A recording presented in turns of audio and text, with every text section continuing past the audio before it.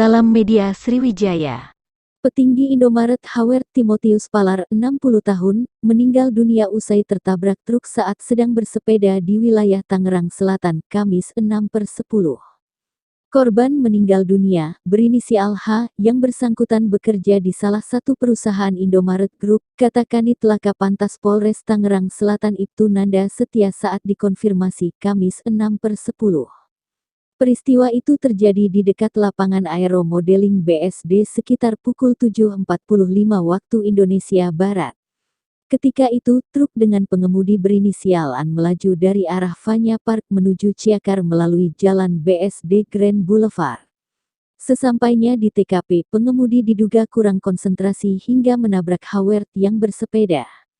Sesampainya di dekat lapangan Aero Modeling BSD diduga kurang konsentrasi dalam mengemudi sehingga menabrak pesepeda sedar. H yang tepat berada di hadapan kendaraan truk Colt diesel tersebut, sehingga terjadi kecelakaan lalu lintas, kata Nanda.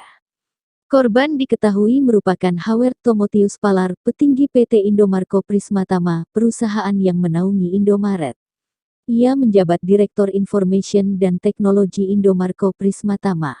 Polisi juga menduga, sopir truk berinisial An tidak menyadari keberadaan H saat melintas di jalan tersebut, sehingga truk menabrak korban. H kemudian dilarikan ke Rumah Sakit Karolus Pagedangan. Namun, nyawanya tak tertolong.